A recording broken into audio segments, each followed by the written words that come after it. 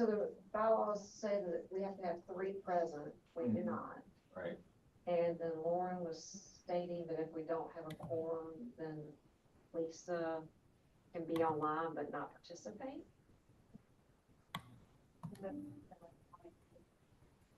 Right. Yeah. I mean, like she can't speak or she just can't vote. I mean, we're not voting. You just have to take it. That's Okay. I can't really hear you guys very well if I'm supposed to be hearing you. All right, hold on. So can she participate, period? What define participate? I mean, I've seen it before where, you know, they're just online, like with their, like, audio off, but I can double check. Yeah. Probably. Should. Yeah, let me just check. Because should be on.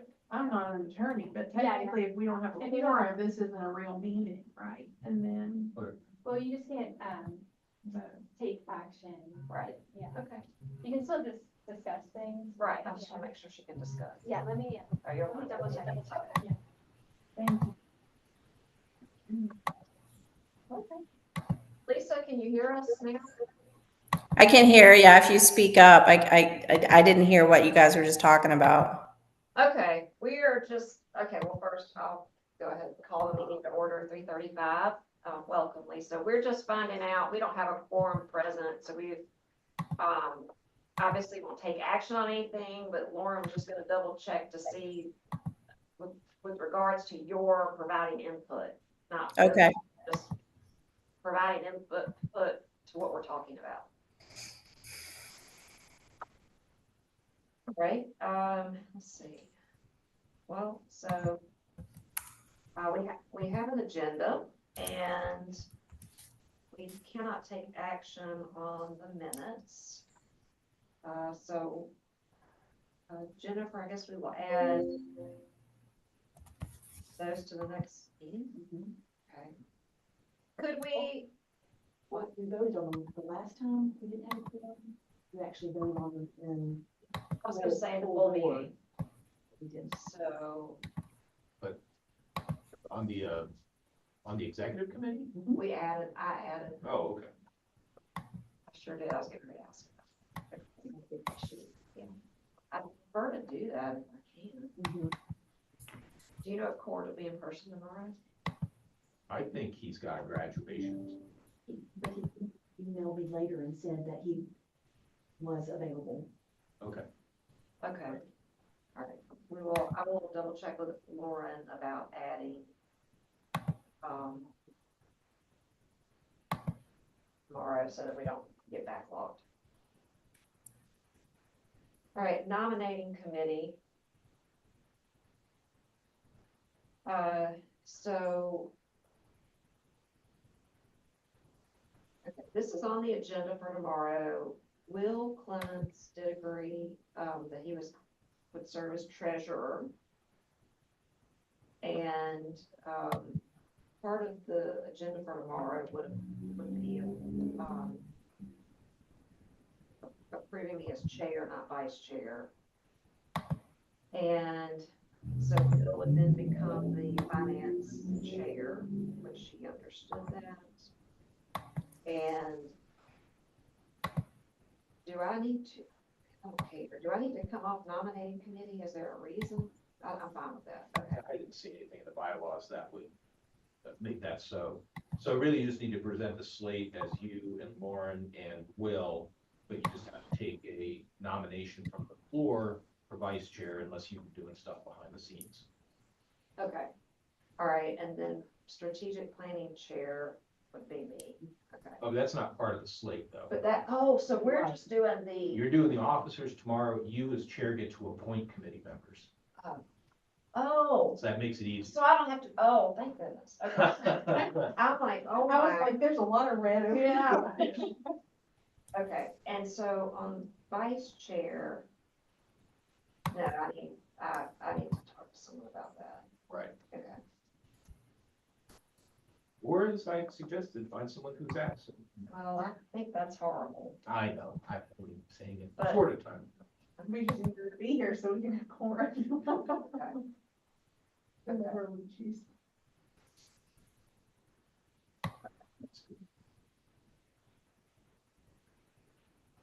so I'm sorry, I was going down, sorry, Lisa, I'm going down the whole committee roster. All right, so it would just be, all right, I'll take care of vice chair and then Will Clements. And Joe, you stated the bylaws were like, there has to be someone in vice chair. Can't be. Well, we have a Shall. lawyer here, so there's the word shall. It said at each annual meeting, which is our May meeting, the board shall select a slate of officers or vote on a slate of officers. And so I didn't see any wiggle room in shall. No. So, but now my other question, I did ask Lauren this, so we haven't had a chance to talk, but maybe she's had a chance to look into it. So what is your obligation as a board? If you are in violation of bylaws, do you have to, well, one, can you be in violation of bylaws, right? Or do you have to move forward while maintaining the standards? But if you can go forward, is it one of those things where you just have to, in good spirit, attempt to reconform to bylaws? Show evidence of active work, that would give you 3 months to find a willing vice chair. Okay. So, but that's a question. I don't know the Okay. answer to that. I mean, I know that there are boards that are out of bylaws, policies, like chronically, you know, but I don't, that's not my world. This is just, well, this is an unfortunate situation, Yeah. so. Yes, And then a number of folks that'll be in attendance tomorrow, it's their last meeting, so Yes. that, they're not even. So we have several. we Right. have 3 rolling off, 2 who are brand new. The rest of you are officers or have declined. In one case, because there's only a year left, and in the other case, it's just a flat out, just, I cannot be an officer. Hey guys, did you decide if I can participate? Because if I can participate, I can't hear anything.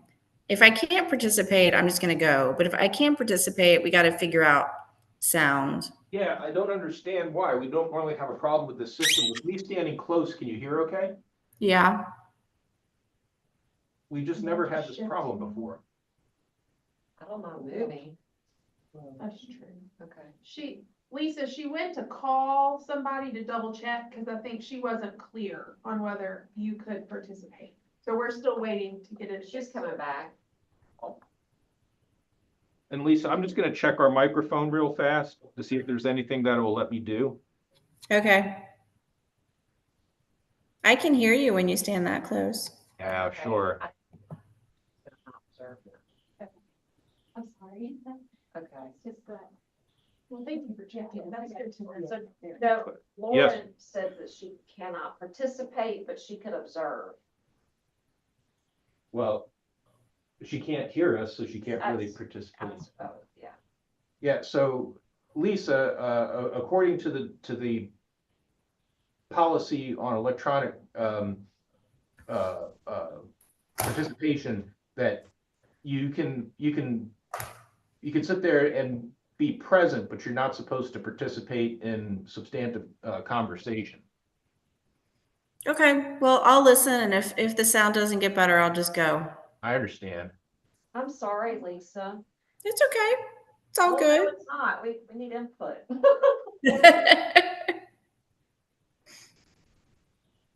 Okay, and Lauren, we had a question, and I'm not yelling, I just want to make sure she hears me. So with Mark's passing, that put us in a spot with replacing chair, but then replacing vice chair. We have 3 folks rolling off, but they'll be present tomorrow, so they wouldn't be ideal to be vice chair. And we had 1 or 2 decline. And so the bylaws state we shall appoint a slate of officers. And so do I need to, but I prefer to have some conversations than feel like because of the situation, we're just making an appointment. Do we need to have a vice chair? Shall appoint a slate of officers? Yes, so I was looking into that and, so it did say, is it all right if I pull up my notes real quick? That's fine. I looked into this, just so I can give you the wording of it, but, it is generally, It said that let me just. It's fine.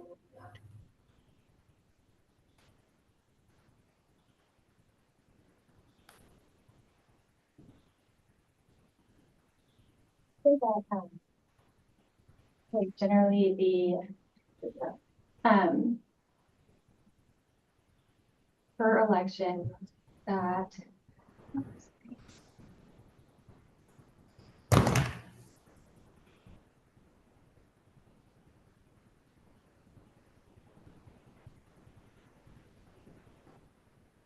Lisa, Lauren is looking up if we have to, have vice chair appointed tomorrow, if there's any, wiggle room and given the situation and the number of folks rolling off tomorrow, to have conversations about that. Okay, I can hear you guys now, so don't feel like you have to yell. Whatever Joe did fixed it. Okay. So we're all set. Talking normal. I appreciate you guys bearing with me.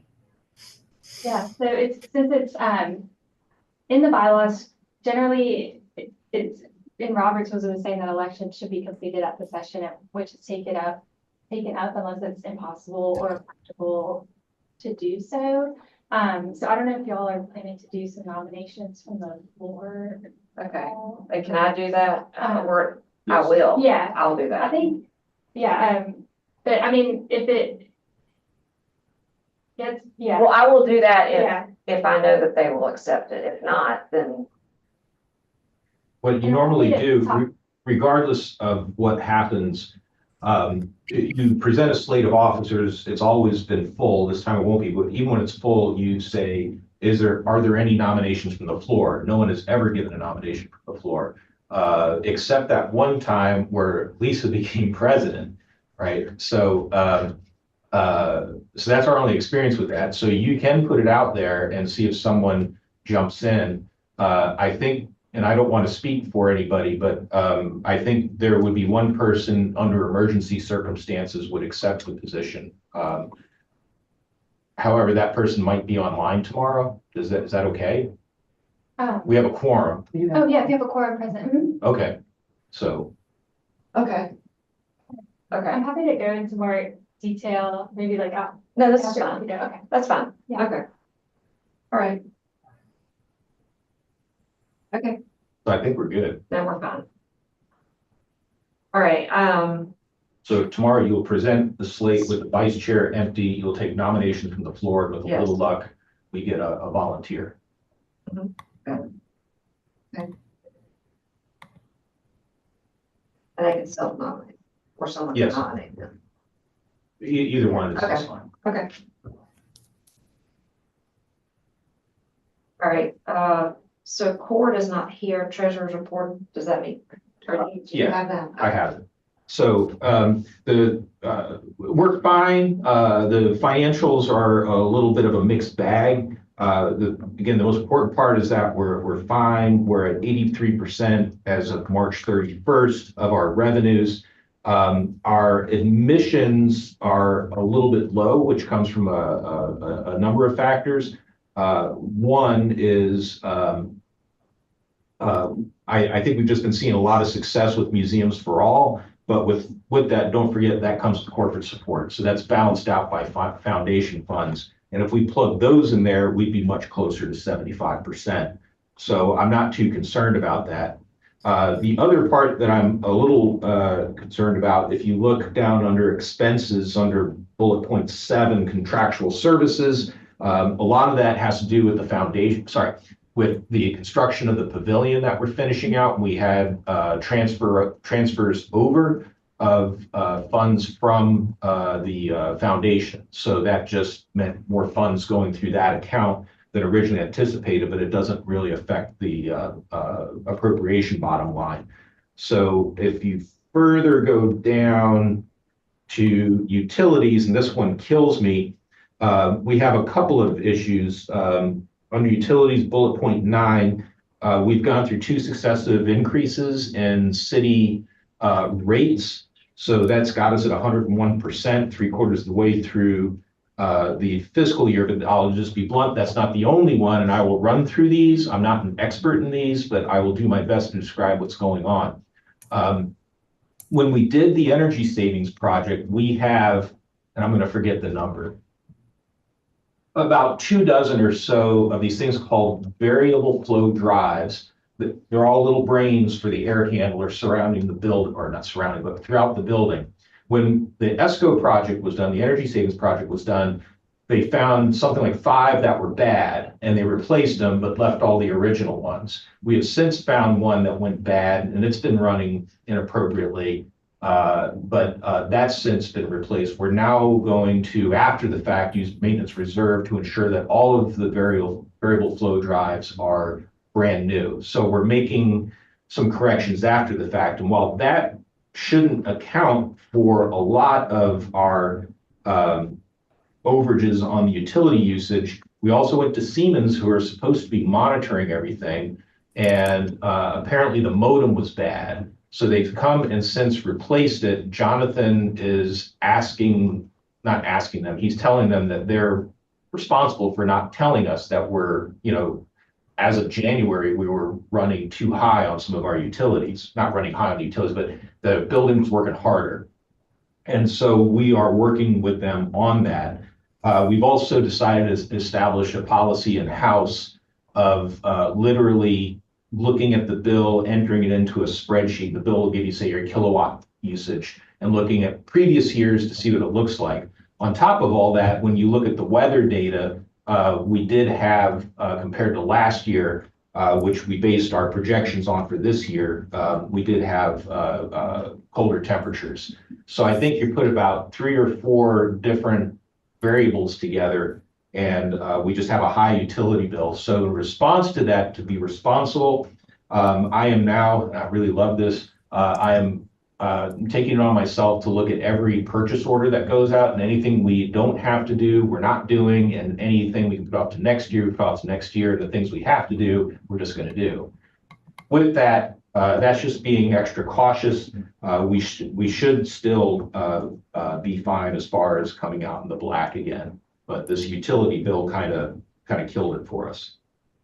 Everything else where we're over is there are small line items like, gosh, I'm just using for example here, line these things up. Vehicle usage, we're 120%, but that's about $3,000, right? So it's not a budget breaker. In the end, we are at, we're at 75% of our budget, 3/4 of the way through. So what does that mean? It means we just need to be careful in the last bit of this quarter. So otherwise, I think we're okay. So as far as the quarterly statement, does anyone want to comment on that or have any specific questions? My intention was to present, or to have Cord or to have Jonathan present essentially that same story tomorrow. Question. So the city of Martinsville is who provides the electric utility. They set the rate. Okay. I did not realize that. Yeah, it was something like 24% or something. I didn't bring my footnotes. But yeah, and it's not just us. We know that there are other we reached out to other organizations, and everyone has higher electric bills. All right, well then, to move on to, it's not specifically noted on the agenda, if that's okay. You have in your board packet, you have this sheet here, which shows current fee structures and proposed fee structures. So just to back up a little bit, we recognize, one, we've always been a bargain. We provide programming at a very, to say the least, a very reasonable rate. Second, we have not increased any of our rates since before the pandemic. So, but it's worked for us. We get done well on revenues. We're serving the community. We're not pricing ourselves out. However, we're concerned about the reduction in federal workforce and people who work in Virginia. We still don't know how all that's going to play out exactly, but what we try to do our best is to come up with reasonable rates across the board, everything from memberships to the programs that we provide and our admissions, both to regular admission and to festivals, to get enough projected revenue to cover the cost of one average FTE, just as a precaution and to be an insurance policy against reduced state revenues.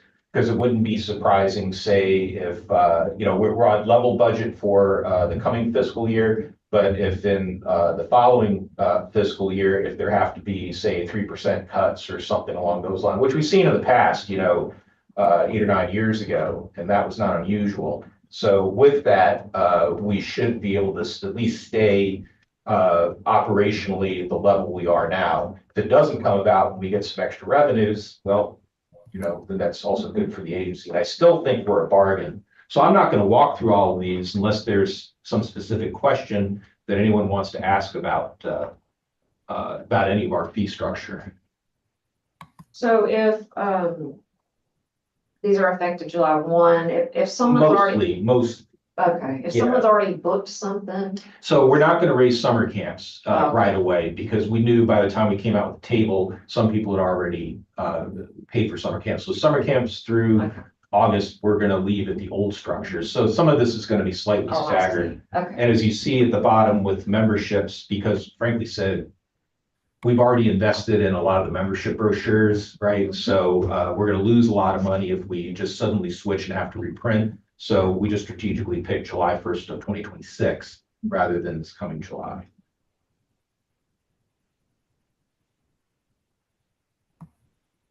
And compared to other facilities locally, we're still below, say like rentals or outreach programs or any kind of school program. So we'll be asking the board to approve this. We felt it was a budget concern and therefore business of the board. All right. Okay. I'm sorry, is this something that will just happen, or are you gonna? We'll announce it. Okay. So when we do Dinosaur Festival, for instance, if you notice, we have first time ever festival admission. So in the past, our current fee is that adults are $10, children $5. It's the same exact fee structure as general admission. This time around, when we increase our general admission to adults 12 and children 6, for festivals, it'll be adults 15 and children 10.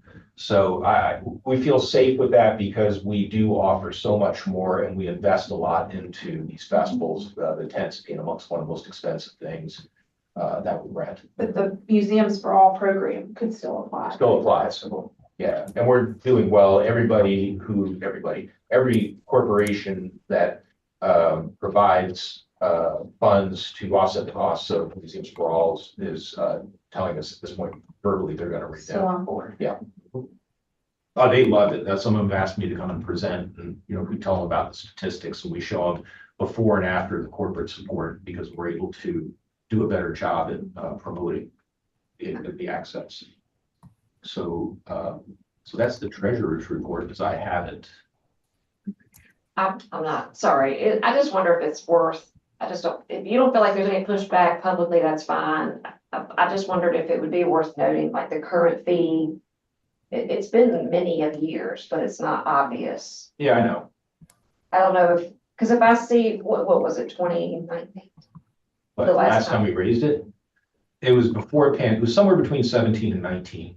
I just feel like if that were parentheses, I'm like, yeah, I would just hate for someone to complain or, I know. Well, that might be part of the marketing, to say, it's been 10 years since we've whatever. Mhm. Even if it was after current fee since 2017, I mean, I could figure that out. Yeah, I like that. Okay. That way you don't have to tell the story. right. That's what we're trying to avoid. We don't want to sound defensive. Right.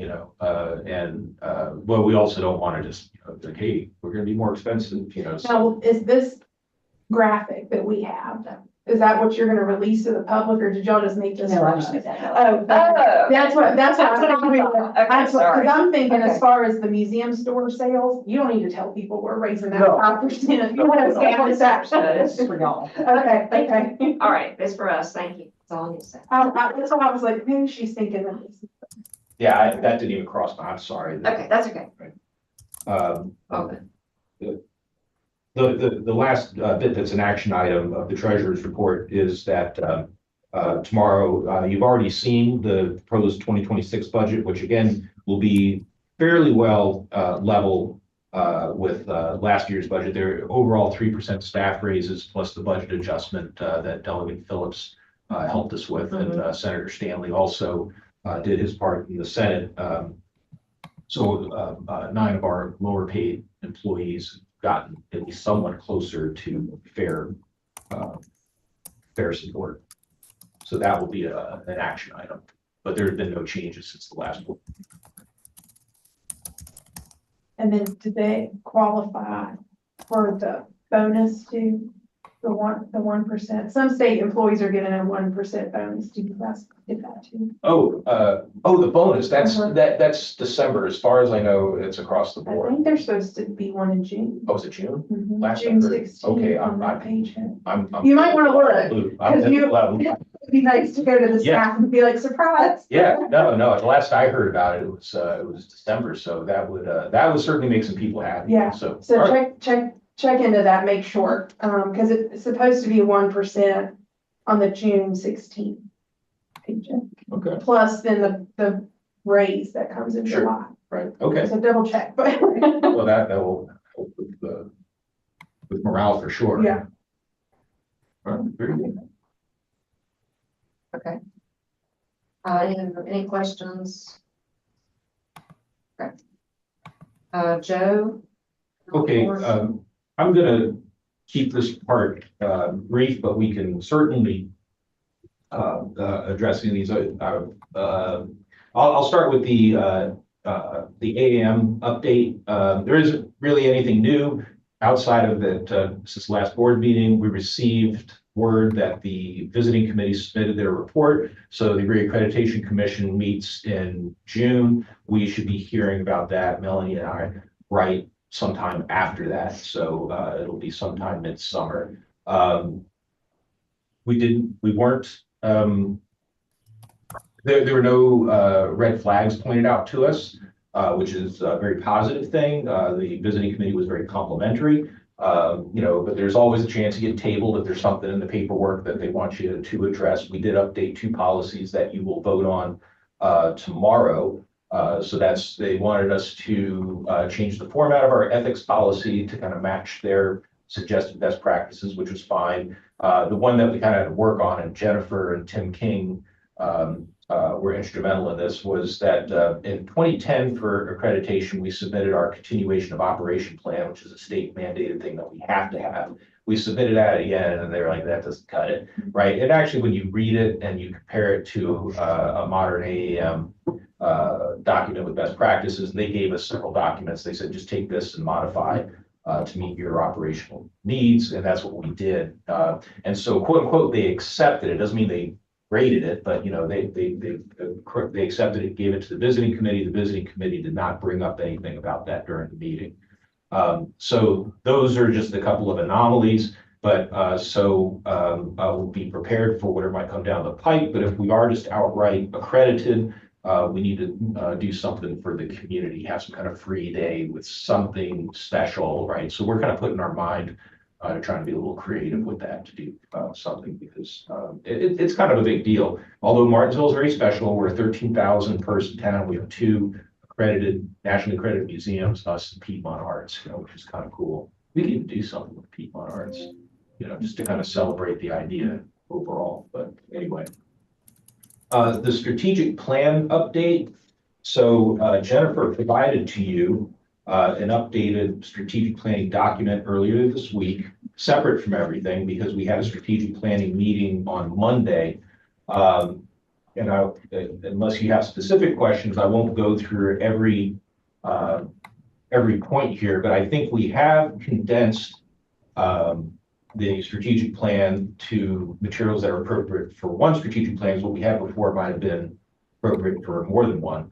It was a lot of great ideas that, but I think a lot of this has to do with continuing to grow our research and collections area, which would include the Douglas Avenue rehab. And one of the things we like to talk about is how our research is relevant to contemporary issues, whether it's a rapidly changing world, whether it's biodiversity conservation, or anything along those lines. So I think that met with some traction. In the next section, VA 250, it's something that we're required to participate in. So let's make it a strategic part of our operation to ensure that we are successful. So we've talked a lot about that. We've also talked about cross-departmental work, shoring that up, taking advantage of outside opportunities like our Smithsonian affiliate status. We've done that in the past, and we've got some opportunities coming up, but maybe we should go ahead and highlight that and maybe lean more towards storytelling at the gallery. So something that we can continue to discuss. And again, I should have said in the beginning, this document is not a strategic plan, it's a step towards a strategic plan. We still have to be quantitative in what we come up with. Long-term vision and goal, a lot of it has to do with stuff that we're going to continue on into from this strategic plan that we're finishing now into the next one, VMNH Waynesboro design, future Wilson Park possibilities, maybe an expansion of our residential educators. Christy's actually working on that right now to have another city represented. So some of this connects back to storytelling. And so you said as a highly so. We also talk about financial assets. We think that that's important. We, of course, have to maintain, after we achieve our AAM reaccreditation, we have to maintain it and engage in best practices. And then the last point is actually going to be the boards. While staff will provide logistical support, we talked about greater connection between both boards and how they can serve the museum the best. In fact, we had a nice conversation with Ryan was here, and we had Art Evans and Melanie from the trustee kind of talked about how that might look, and we kind of engage in more strategic discussions in the future.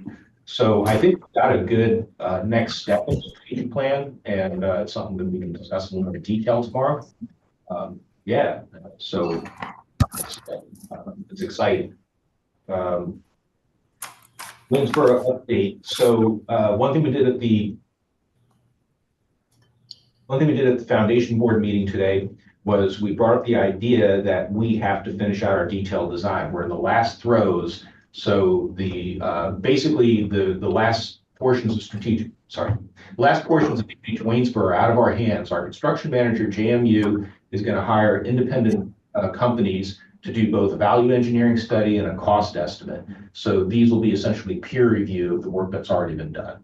So we are there to assist however we can, but that's really the responsibility of the construction manager. At that point, we'll be submitting the entire study to DEP, and we'll make our request to go to the capital construction pool. But as you remember, we never got enough money for the full detailed design. DEP unfortunately calculated out our building at 22,000 square feet, and we were given the money we were given. And of course, the costs went up because it took so long, because we were not able to start right away because of delays in funding. So all that said, we do have a solution, and what we are proposing, and the foundation is going along with, is we want to take $53,000 from our Waynesboro account. That's stuff already raised for Waynesboro to complement the generous gift of the state. We want to take another $23,000 from accounts that are closed projects where we came in under budget. So these are grant funded projects we came in under budget, and basically this became kind of a rainy day fund for us. So I think this is a good way to use it. And then lastly, we do have $70,000 in an O2 account that is a revenue account that we would normally apply to various things around the museum. We're not cleaning it out entirely, but we are proposing to use $70,000 of that to reach the $150,000 we need to finish out detailed design.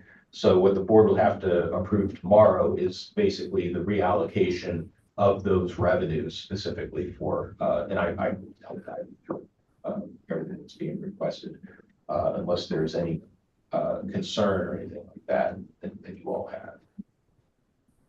The way I look at it is that we're investing this $150,000 to put us in a position to absorb something more along the lines of say $20 to $25 million. So that's where that's. I'll be describing that tomorrow. And the last thing I have as far as the kind of an update is a staff update. We're always very proud of them, our curators and educators. So Miss Annabelle Seacrest, she has now been on board for several months now. The first quarter of the year was really spent getting her up to speed, but now she's doing really well. So couple that with the idea that we're able to increase our educator salaries, we're hoping we have stopped the revolving door. Jordan has been with us for a while now, and she got the pay raise. Annabelle has joined the team, and she got the increase. So that's always been a challenge in the past. We can recruit educators, but to retain them has always been a challenge. You'll get a chance to meet Colin Van Buren. He's our visiting scholar, so he's going to give a little background on him during the staff intro tomorrow. We're going to start a search for the new assistant curator for pathology in August. And then lastly, Adam Pritchard, he was successfully promoted from assistant curator to associate. So that's a rigorous process whereby he supplies a promotion package that gets submitted for review by one reviewer of his choice and one reviewer that's anonymous. And his reviews both came back glowing. So we're very proud of the work that he's done, and certainly deserves the promotion. So that's kind of what's going on operationally within the museum. So, and under executive director's report, I got strategies to increase board member involvement. We kind of discussed that in our little discussion with Art this afternoon, but part of it is to, we're looking at ways in which we can incorporate more strategic thinking rather than reports out in the board meetings. So we're going to perhaps tinkering with that upcoming is what I would say. And also, here it is. I did submit by email, and I can resend this, the board engagement outline. It's just a draft that I submitted to the board back in February. This has to do with participation in events, how board members could potentially be helpful campaigns, especially with our endowment. And I just want to remind everyone that because our endowment has grown and has been used, when I say used, it's been invested wisely, within another 15 years, it could be producing up to $1 million annually in added operations. That's the power of compound interest, plus new gifts. And certainly board members, we have ways we can engage you, but you can help us find those people that are my age and older who might already be thinking about, well, what's going to be my legacy down the line, So, and then the other one, we discussed this as well this afternoon, was further engagement. And actually, all three of you already done a lot with this, but further board engagement as essentially a lobbying mechanism for the board, right? So, and not just going to the General Assembly building when everyone's hugely busy, but potentially at other times as well. Because I do think as this is a growing, maturing organization, we are an essential government function, right? I think we can seriously ask for operational increases as long as we justify it, and especially when we see things going on like the really cool fossils that we discover, the quality of the care of our collections, the Cultural Heritage Monitoring Lab, homeschooling opportunities in rural Virginia. All of this, I think, we can have some leverage with. So, and I've already hit on the strategic plan. So that's kind of my executive director's report for executive committee. Okay. Thank you. And I'll be touching on the board giving membership tomorrow. And then Jennifer, I think you had a document regarding that, but also something about all the opportunities coming up. Yes. Okay, It's in the board packet. It's in the board packet. The last page. The last page. That's even better. I was scrolling and I'm like, I don't know what page number. Last is fabulous. Okay. So old business, and this has been referenced, but, Douglas Avenue, the Research and Collections Committee, along with Facilities Committee, met together. That was last week, recently, which was a great idea, opportunity, and we will be our staff will communicate with the architect, with regards to the research needs, and just making sure that as they are progressing with that facility, that we understand what we can use and what we can do, and if there's possibilities to move things now, or if it all has to happen all at once. The G.S. Adams Education Pavilion is done or complete, the big things. They will be adding the bird. What is it called? Eligible. Okay.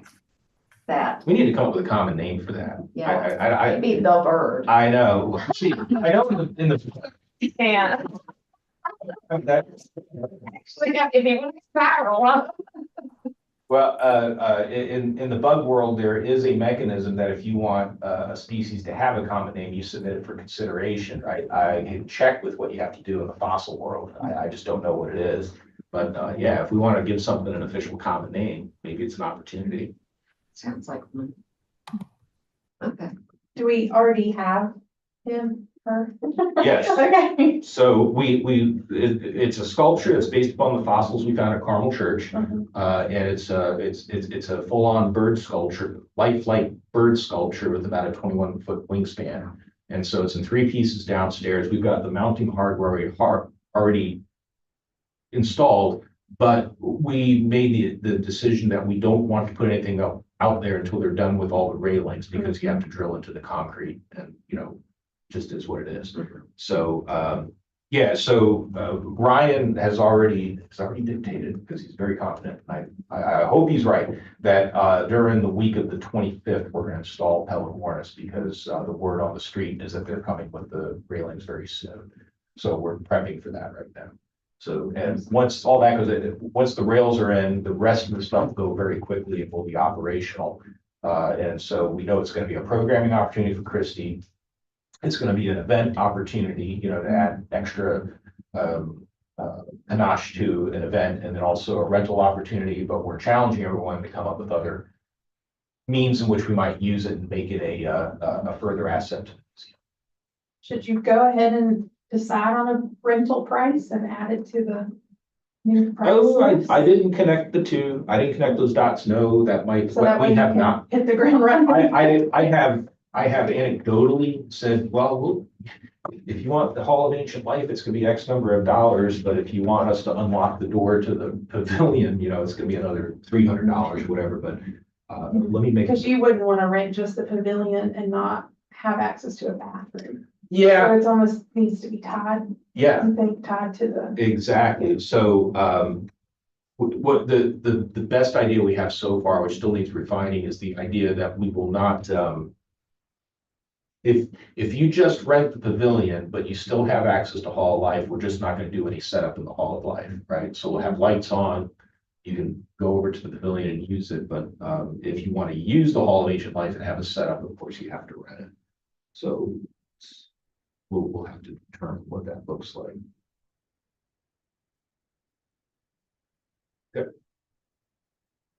Fellow Horns. Yes. I don't want to say the wrong name. That's how things get nicknames. Yeah. And then it's already been referenced with regards to reaccreditation, that seems to be moving in the right direction. And that's also why we have a little slight pause on the strategic plan with regards to if they have any input or we don't anticipate any brief issues, but any input that we would incorporate that into the strategic plan. Instead of approving it and then reissuing it. So that's underway. Any other old business? We do not have a quorum, therefore we cannot go into closed session, correct? Okay. I think that's fine though, because we have treasurer, vice chair. Would it be a lot vacant, would it be too much trouble for staff to potentially get those 2 seats filled and become I'm sorry, vice chair treasurer? Because those are empty right now. Oh, well, they look, well, Core's rolling off. Right, Will's out of the country. right. Fill the vice chair, and potentially this executive committee would not meet again until August. Unless you wanted to meet earlier. Okay, so I was just, You would can that be any virtual. burden to you, to our staff, for us to have we can meet virtually? I don't care. Yeah. But to pull us together? 100%. Okay. So we'll circle back around. We won't miss sight of the closed session. And Jennifer will help as far as logistics to get everyone scheduled together or to survey people when they could do that. Okay, I don't want to add a burden, but we're missing people and, We're missing people, and it goes back to your point that when you separate yourself from the museum for 3 months, it's so easy to forget everything you learned last time. okay, so more to come. And I don't want to say anything in front of lawyers when I don't know what I'm talking about, but if you don't want to go into closed session, but you want to discuss some things strategically, when Lisa signs off, you don't even have to go into closed session, but there's nothing wrong with you and Lauren as board members to talk strategically about something if you think it's valuable. Just trying to take it. Yeah. Yeah. Yeah, Right, right. I'm all good. Okay. I'm clear on that. Okay. So. Well, we have our trustees meeting tomorrow, and Jennifer will be in touch once we fill those 2 seats officially. And the next, we could meet virtually, correct? The Yes. executive committee, okay. If that makes it As easier. long as the following. Is in Is person. in person, which Okay. will be right. Yes, Yes, it will, because the August meeting will be in person. there's a lot to do with the August. Yes, okay. All right, well, thank you, Lisa. Thanks, Zach, for helping facilitate, Jennifer for your help. Sure. Lauren, Bye. I'm sorry I couldn't be more helpful, but I listened. Yeah, Lisa, if you want to have a follow-up call or anything like that, just let me know if there are any details I can feed to you or anything. So, Okay, sounds good. okay, Zach, thank you very much. Thanks, Zach. Thank you all. Okay. So are you calling closed, or